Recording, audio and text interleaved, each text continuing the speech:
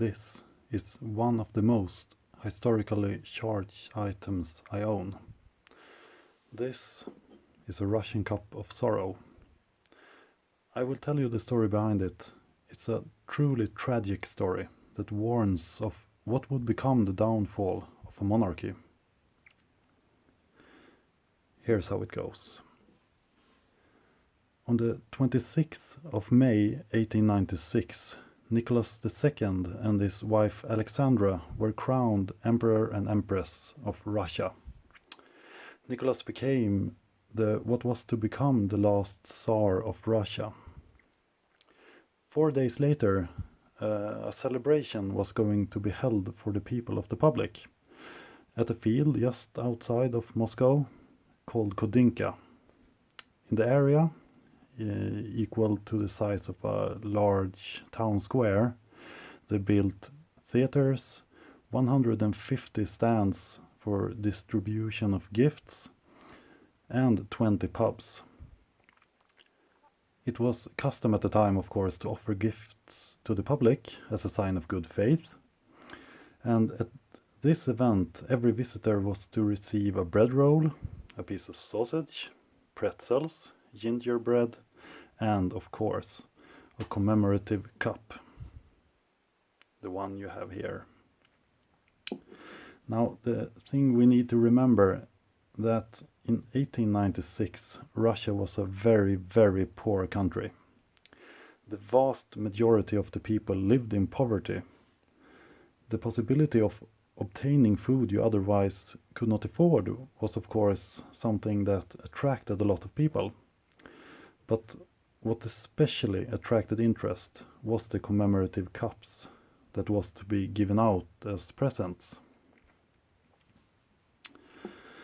You have the cup here. The cup itself bears the ciphers of Nicholas and Alexandra. You can see them there. You see 1896, the year of the coronation. It is all surrounded by a geometric pattern. And, of course, on the other side, you have the Romanov eagle, the sign of the royal family. And the thing is that enameled tableware such as this was a great novelty at the time, and it was not something that every Russian family could afford. So on the evening of the 29th of May, people who had heard the rumors of these coronation gifts, they began to gather around the field. Several thousands of people spent the night there to be first on scene. And around 6 o'clock in the morning of the celebration day, several thousands of people, up to as much as 500,000, the exact number is still unclear, they had already gathered on the field. And very soon rumors started to spread among the people. There was not enough beer for everyone, not enough pretzels for everyone, and of course not enough cups either. And also, the most important, there was a rumor that every single enamel cup contained a gold coin. And the rumor about the coin is the one that would be the starting point of a terrible tragedy. Moscow's local police, they had ordered 1,800 police officers to the field in order to maintain the public order. But they had no chance when all of a sudden thousands of people suddenly and desperately rushed to get a cup of their own. Panic erupts among the crowd when people try to escape, and when all is over, very quickly, 1,389 people have lost their lives. Another around 1,300 people are left injured as well. A terrible tragedy. And an important thing to remember here is that the Khodynka field was in fact a military exercise field. And because of this, it was filled with ditches and craters. And many people, of course, stumbled and fell into these holes where they suffocated. And others were simply trampled down. And of course, as anyone is probably thinking right now, such a massive tragedy would of course be the reason to cancel any celebration. Of course. But despite this tragedy, the program continued as plans elsewhere on this very large field, because Khodynka was so large that many people were still unaware of what had happened. And around 2 p.m. that day, the Emperor and Empress made a short appearance in front of the crowds on the balcony of the Tsar's pavilion, located in the middle of the field. They had been informed about what had happened only shortly before their appearance, and by that time all traces of the incident had been cleaned up.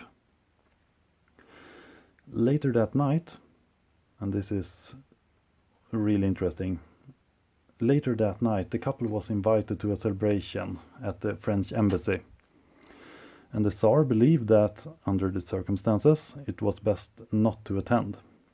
His uncles, however, that had a lot of influence over him, they believed the difference.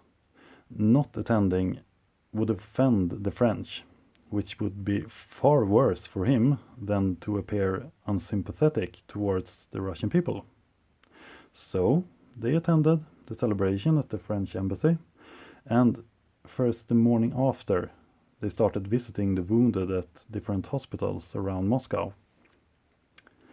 Now, the event itself, and mainly the neglect towards the people shown by the imperial authorities, this of course had a great deal of consequences for the Romanov family and their reputation.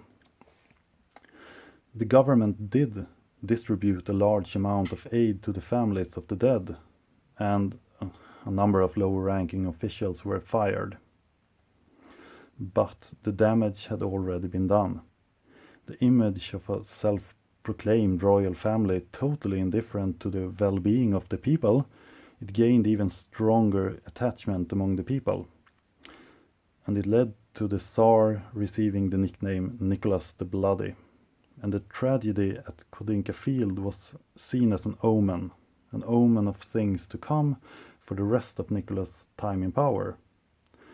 A rule that would be haunted by poverty and war, and end with the assassination of the entire royal family, and with that bring the end to Russia as a monarchy. And that, ladies and gentlemen, that is the story behind the Russian Cup of Sorrow, a name, by the way, given to it by the Tsarina herself.